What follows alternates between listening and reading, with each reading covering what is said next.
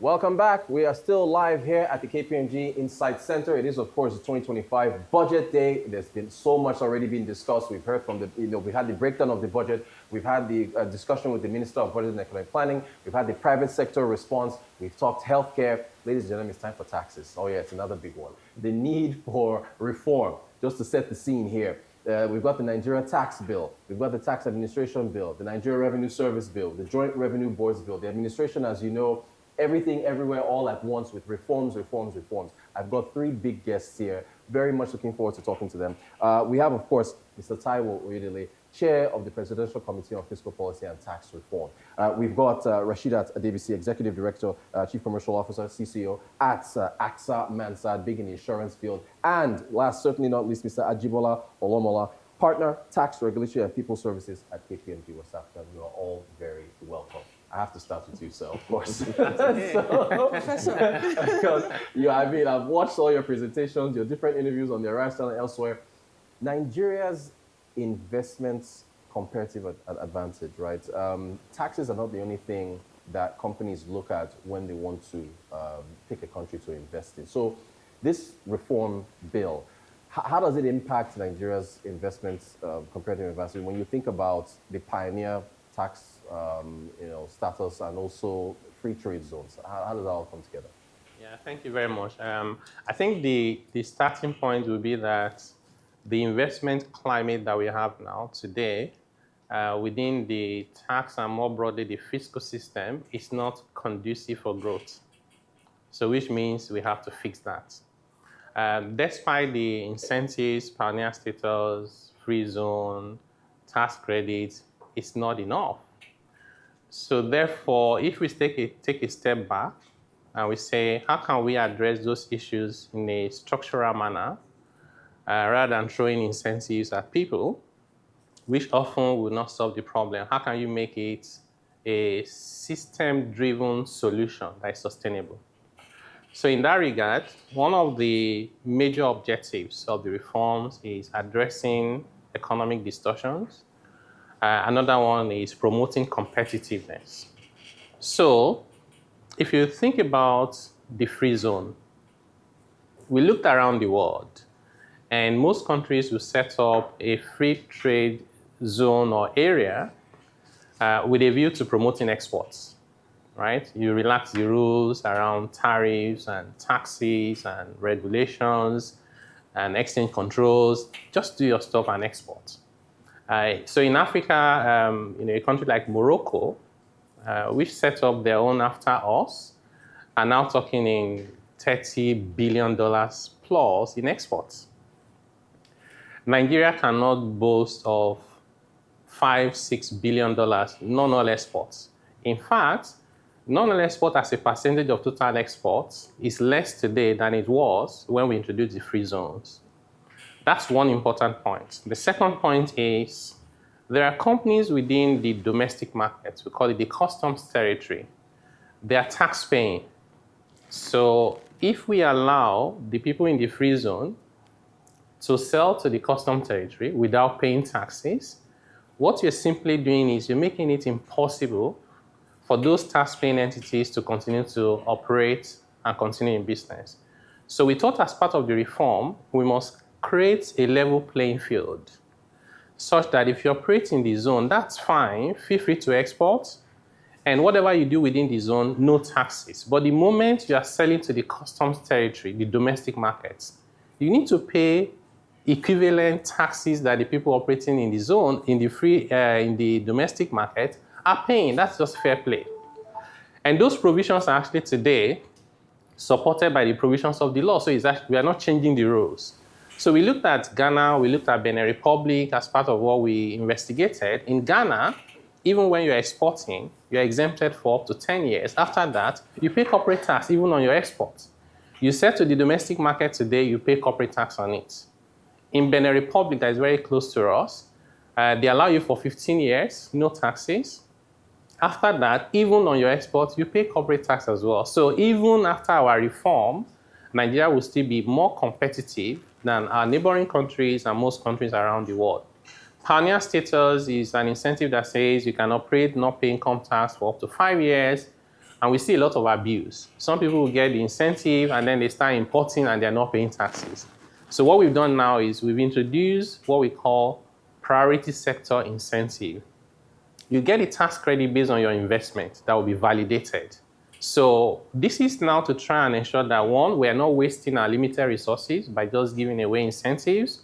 And two, which is even more important, is not to create an economic distortion as a result of your incentives. So those are the things we're trying to address as part of the reforms. Fantastic. Rashidat, let me come to you. The requirement for companies to pay an effective minimum tax of about 15% of profit before tax. Some suggest that that could negatively impact insurance companies because your, where you pay that from is not, your taxes are not necessarily derived from your PBT, right? So what's your view on how that could be amended? Yeah, I think first is to commend the committee and our professor of tax on all the work that's been done. I think we haven't had this level of engagement in many years. Of course, after then delivering on the policy, the question is how do we ensure that we're not using one paintbrush for everyone? Right. So there are technical areas of the industry. The profitability in life insurance is quite different from what you have in other businesses. Why? We have to keep a lot of reserves away. And when the taxman is trying to recalculate, they want to add back all the things that they don't understand. But realistically, we pay debt claims. We have to put away money for long-term risk, annuity, which means that we don't know if the person will survive 30, 40, 50 years, but we have to assume you'll be here for 60 extra years. So imagine if all of that is being then put to a compulsory tax of 15% just because we want to do that for every company. That, of course, could also affect companies that are also startups. So we believe that 15% is fair. We're not fighting that. We're saying, let's adapt it to different sectors. Let's understand the technicality of our sectors. Let's take away things. The existing law has been amended over time, supported by people like KPMG and, of course, Taiwo in the past, where we have, we look at investment income. We back out expenses. And even in many instances, we're actually booking losses when you look at it tactically, because it's a long-term play. We're meant to be investing for the future. And because we are the safety net of the industries that we all want to encourage to grow, it's very important that we put in the right processes so that we actually attract more investments. And the industry and our regulator, we're actually working together to try and deepen the sector because, insurance penetration is another debate. Right. So if we throw these taxes at us, then we're actually being discouraged to actually go out and run. So I think the focus is to support the sector, to make sure we run so that we can be the true safety net. Every time it's always the government giving people money when things go wrong. The job is that of the insurance company. So we need to make that behavior change happen. So we believe with the right tax support and making sure that it's ingrained there so people don't interpret it as they wish, because uncertainty has been a big challenge for us. And just to give the good news is that it's always good to engage. So there's partly the trust issue in the system because the issue that they have raised, which is valid, but it's only valid because of our context. Somebody will take the law and read it the way that it's convenient for them because they have the powers to force it to pay taxes. So trying to put that clarification in the law is actually good so everybody can go to sleep and focus on doing their business. So the bills are no longer within our power, it's with the lawmakers, but we have now proposed to them to consider amending the law to include a language that states specifically that this is profit that is to do with their own investment as a business and not the investment of their policy holders. So we are positive that that would succeed. If it doesn't, we have a plan B, which is that once the laws are enacted, we can then work on a regulation that says this provision of the law, this is how it will be implemented. And we can then provide that clarification there. So I think you have nothing to worry about. Very exciting news for myself and the industry. Now let's see it happen. Fantastic. KPMG bringing the private public sector together and working out taxes right here live on Horizon. Fantastic. A solution. That's what it's all about. Ajibola, let me come to you. The matter of the amount of agents collecting taxes. The bill, of course, looks to reduce that. Not just at the corporate level, but also for SMEs as well. I feel like Taiwo can jump in on any of these questions. But can you speak towards the importance of that, of reducing those agents? Absolutely. So firstly, I'd like to, of course, commend Taiwo for the very quick response to Rashidat's commentary. And it just gives confidence and trust, like he said, that if you engage with the authorities, they are sensitive enough to recalibrate.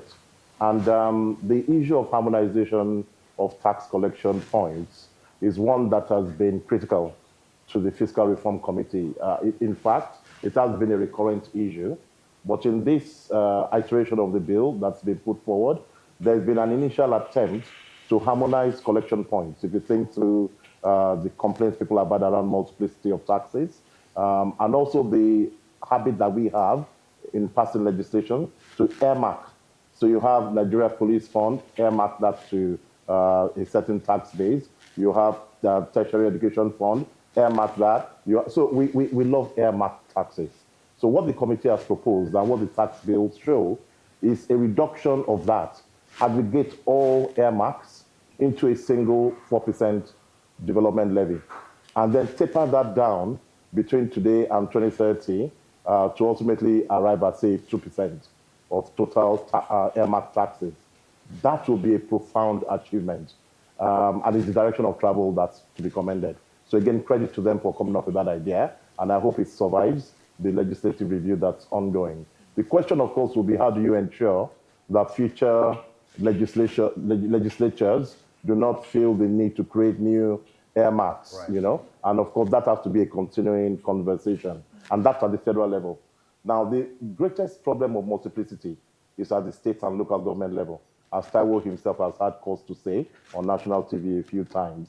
And for that, they've proposed to, if you like, reimagine the Joint Tax Board and also a platform for dialogue and cooperation among states. We've seen that happen in other countries. In Germany, for example, there's a framework for the states to collaborate and adhere to federal guidelines around taxation.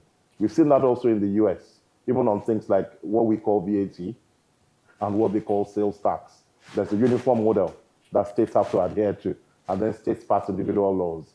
So for JTB, I hope that some kind of guidance will start to come around what states can do.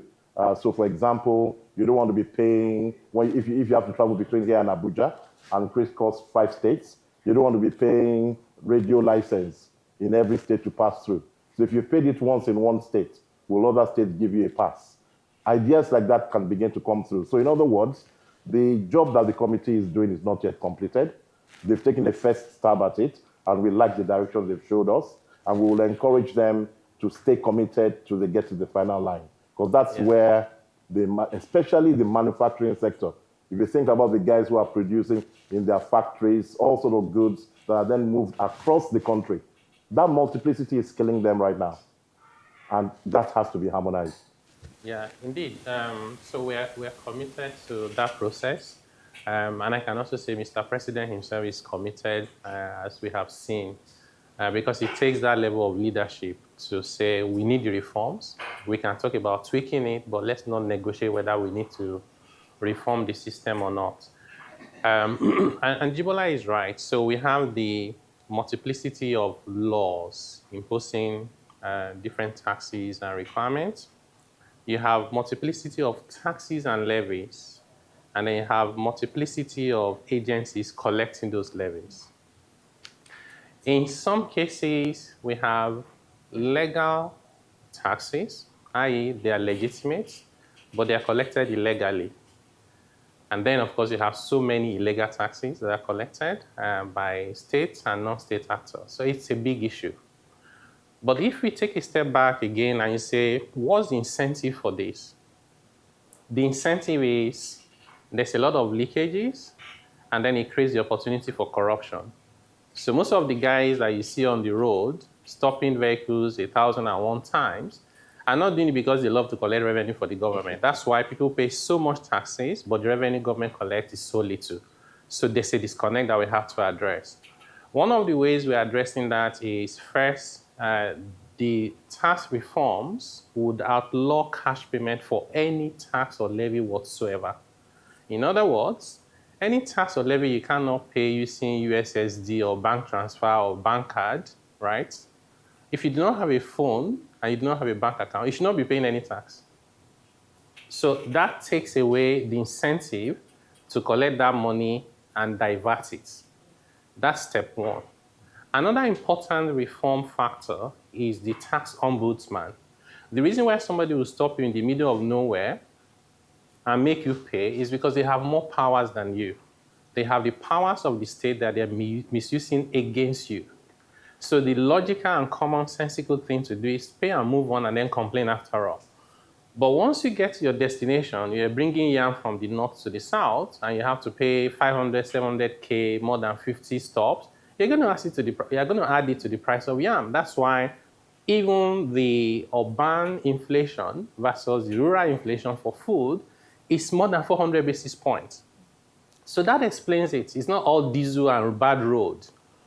So with the ombudsman, you don't need to speak Queen's English. You don't even need to speak English at all. Yeah? You have a number you can call, you can text, you can write, and then the power of the state is now here to defend you. That's another important point. But the other one is, since I said we have many laws, we're trying to harmonize the laws. We have many taxes, we're trying to harmonize the taxes. Maybe there are just few taxes. The confusion will be eliminated such that I know the taxes I need to pay. There are 1 or 2, and I've paid them already. And I can show you on my phone. Ajibola is right. This should be a marathon. It's not something that happened overnight. What we're starting with now is the legal framework. But we know we have to work together collaboratively to get this to happen. It has to happen for the sake of our country. We're very optimistic and we're committed. Fantastic. I'll stick with you. So we've got this, and you talk about this a lot right here, and this was, the breakdown. Our rates, low tax rate compared to peers, right? Nigeria compared to South Africa, Kenya, and so on. The widening of the tax net, in order to maybe bring that up. It's been, discussed that if you've got business A and business B, business A, self-identifies, they're subject to audits, visitations, they're out there, they put themselves out there. While business B stays in the dark and doesn't have to. How can we harmonize that? Excellent point, Rotus. So we have succeeded in creating a system, maybe inadvertently, or it evolved over time, such that today we punish people who are trying to do the right thing, and we create incentives for those who are doing the wrong thing. And whatever you reward in life multiplies, right? So we should not be surprised that we're where we are, but we need to fix that. So how do we fix it? First, if you show up to the taxman, you've now reported yourself. They'll come and audit you again and again and again. There's also the mindset that it's not possible for a taxpayer to be fully compliant. How can I come for an audit and leave you without an additional assessment, right? If they can't find anything, they will stay there. In fact, I had a session before with executives, and this really, hits me very hard. When I was done with these executives, some of them came to me and said, I like your passion about Nigeria, doing the right thing. And he told me he lived all his life in the UK before relocating to Nigeria with that mindset of we need to pay taxes correctly. He was paying taxes correctly. The first audit came. It was from the States. And they stressed the living daylight out of this guy. He eventually agreed to pay a liability that was not due. Guess what he did? He instructed his CFO. He said, from now on, when you finish calculating PAYE, you remit 75% of it. The accountant said, but we're going to pay penalty. He said, I will pay penalty and interest. Don't worry. But at least when they come, they can find the 25% and they can let me be. Right. That was, for me, that was hard hitting. Yeah. Because we are damaging the system. What we've tried to do here now is to say, why are we waiting for someone to report themselves so we can audit them? Why don't you connect the intelligence within the system to build a system that tells you what people are doing? We want to get to a point in the next few years where the tax authority will not ask you about your income. They will tell you what your income is, just for you to confirm. So we call it pre-population of tax returns. And it's being done already in Africa. Nothing novel, nothing out of this world. Then the second thing is, we have designed as part of that, of the tax reform, to make it more expensive and costly to evade your taxes. I'll give you 2 examples. If you buy this phone and you did not pay VAT on it, by the time you want to claim a deduction for corporate tax purposes, the system will reject it because this item is liable to VAT and VAT was not paid, it was in charge.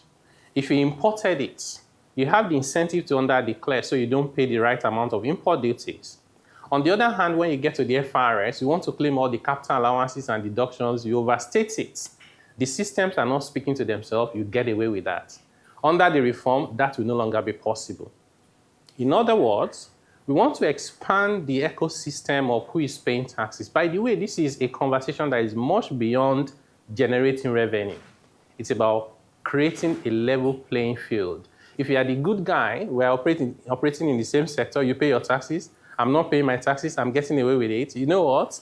I have between 30 to 40% to play around with. If I don't like your face, I'll price you out of the market, I will dominate the market, and I'm the bad guy. We should not create that system.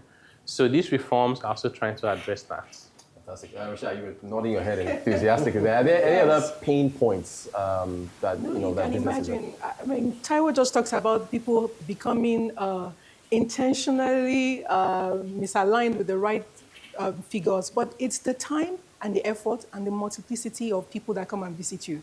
In companies, you have to put in place huge teams. You have to have tax advisors. You have to have the good guys. You have to have the hard ones, depending on which type of regulator or tax person you are dealing with, because they're the really ones who needs to be really well tushed up and educated, and they need to go low down in some instances. So it's very painful for us. It's expensive, and it's not encouraging.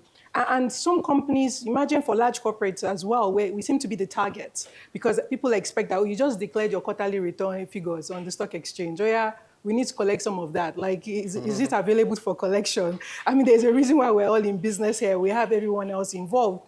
So we're not seeing that extending to certain people, as you say, depending on whether they're in gray area or in the light or even in the dark in the sector. We also tend to see this question around interpretation of tax laws by whoever comes to visit you. So they can interpret something that was already reviewed years back and charge you. And then they'll tell you it's MPR. MPR today is 27%. Maybe this time then was maybe 12 or 11%. And you're going to be charged on that, not because you intentionally tried to do that, but it's a matter of interpretation. And in the end, companies just want to be compliant. We need the clearances. We need it for business. We need to do things. So one way or the other, you find a way to find a compromise situation. And it's very painful for all of us. We also think the point on enforcement, we can't wait for these things to come up, but enforcement can be done easier. We're looking for things like the TIN number for people, for vendors. It's really difficult. Imagine if TIN number was easy to validate the way you could do a BVN and your NIN. We still don't have that level of transparency and information. And yes, we're told you can just call someone, you can book and go and speak to ombudsman, but that itself is not as encouraging, because in the end, you might feel that there is more punitive nature. So people in the end keep some money to try and take care of whatever extra is going to come forward or not. So I think transparency, digitizing certain things, making it a lot easier, simplifying. We're all looking forward to this elimination of 50 types of different taxes that we're paying. But I'm not sure we're fully aligned on the SME side. On the SME side, there's still some things missing, and this is really where it will be great to see some more actions. I think I love the fact that we have lower, we've raised the threshold, so lower taxes, so perhaps a much more incentive, but we're still going to struggle a little bit, I think, until things are being implemented fully. All right, so as it's been said, it's a marathon, not a sprint. Ajibola, let me come to you. Should Nigeria be mandating a annual tax payment report from companies? Well, it comes back to what Taiwo and Rashidat have also been saying in terms of creating a level playing field and introducing more transparency. And we've seen this happen in Europe, for example, where there's been a mandate to publish your tax figures. Tax transparency is a big thing in some European countries now. And what then happens is that it gives an incentive to companies to actually disclose their level of tax compliance, also their contribution to the national economy in which they operate. And so you have people voluntarily providing that information at the same time as they publish their financials. And so the public can see, and you can decide if you want to put your money, invest or buy stock of an ethical company that's also contributing to national development, or if you want to give your money to cowboys, as we speak. So it's one more lever along the road to transparency and creating a fair playing ground for all operators to operate. And I'll just add onto that one more idea around what both Taiwo and Rashidat have spoken to, which is the path to digitalization. Because if you think through it, since 2019, when the journey of tax reform started actively in Nigeria, there's been a progressive movement towards infusing digital ideas into the tax reporting framework. And I mean, if you track it, 7, 8 years ago, annual tax collection used to be around 4 trillion, 5 trillion, 6 trillion. I remember when FRS achieved 6 trillion, we were all popping champagne in Abuja. Oh, we hit 6 trillion. Guess what? 2024, FRS achieved 21 trillion on song. So it tells you that simply introducing technology into the protocols for administering tax, which also makes things more transparent, reduces areas for judgment and for the kind of interpretative disputes that Rashidat mentioned, that path is one that leads ultimately to a much more efficient and effective system. And I'd like to encourage the committee to also take steps to crystallizing that a bit more in the tax framework, because our tax framework currently is still around the self-assessment stage. We all have to assess ourselves. But Taiwo was mentioning the fact that some of this information can be preloaded. And in a sense, as you're about to fill your return, the system can tell you already what element of your tax return should be. Now, that's moving away from self-assessment into sometimes mandating it. So that has to be harmonized, and that's the direction of travel. Yeah, You've praised Rwanda a lot on this, right? Yes. Okay, you want to talk about the tech? Yeah, no, indeed. So very valid point. So in fact, if you look at the tax bills carefully, you see we've been very intentional in the direction of travel with technology. So first, for example, we have tax ID. So you know see TIN. And the tax ID has a definition such that, in fact, this would be as simple as asking for somebody's mobile phone to know their tax ID. Because your mobile phone is unique, right? And it can be linked to your NIN, and NIN is linked to everything else. Mm-hmm. So it will be easy for you to validate. The other thing is, in the whole system of who should I audit, what we're doing now is just throwing stuff in the dark and hope we catch 1 or 2 people, right? The taxman comes to you not knowing what to ask. They have a standard list that sometimes looks very, extensive, like using a hammer to kill a fly. We're going to be doing what we call risk-based audits.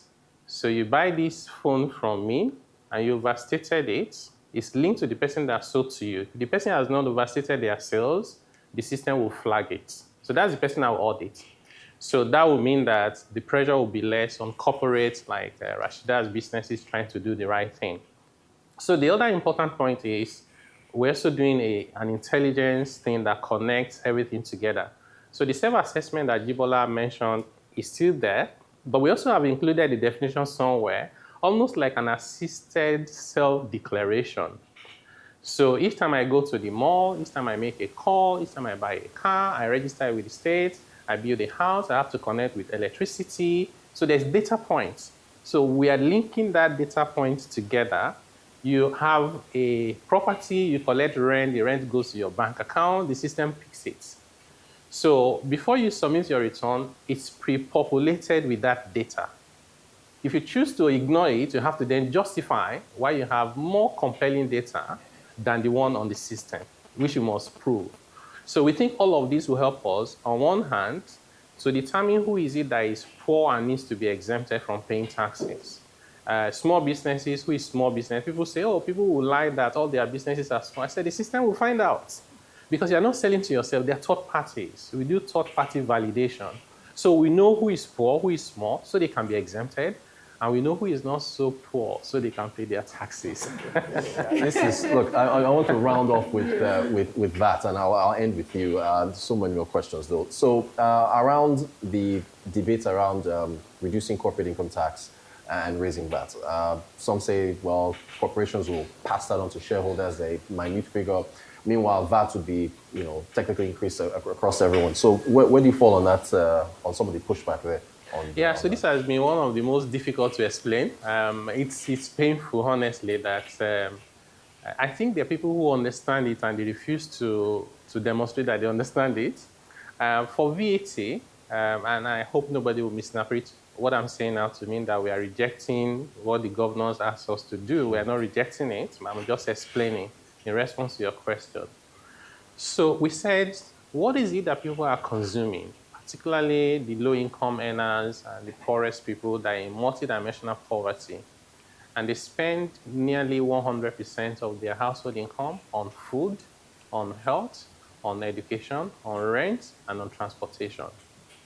And the plan was remove VAT from all of this. In fact, for many of that, will be zero rated. More than 60% of the consumption will be zero VAT. What zero VAT means is there's no VAT on the product, and the person producing it, if they had to pay VAT on anything, they will get the money back from the government. That's significant reduction in prices of those items. And then the rest of us, there are things, there's a pattern of consumption. If you use your phone, for example, a very poor person in Nigeria will barely spend 200 naira in a month. Most of the time, they are flashing you. You answer them when you get so angry, right? You'll be angry with them, but at least you listen to them and they speak. Yeah. So if they have to pay higher VAT, that's another 20 naira a month. It's painful, but then they're reducing VAT on many things. The rest of us who spend 50,000, 100,000 on the phone are the one who will bear the brunt of that higher VAT.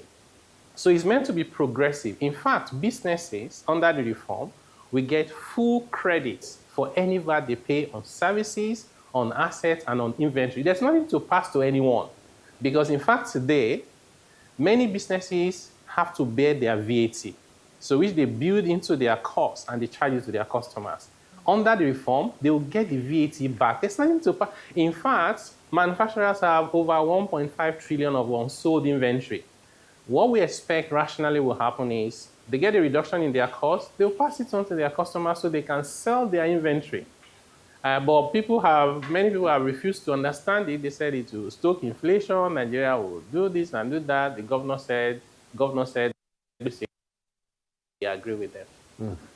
I could continue this conversation for another hour, but we've run out of time. Very informative. Mr. Taiwo, Oyedele, Rashidat, Adebisi, Ajibola, Olomola, thank you so much for this fantastic conversation on taxes. Really appreciate it. Thank you. All right, after the break, the conversation continues on. I wish I was doing the next one, but Boston is doing it. Power, electricity. The lights haven't gone off since we started, which is great. It is, of course, KPMG Arise News, Budget Day 2025. We'll be back after the break. Stay tuned.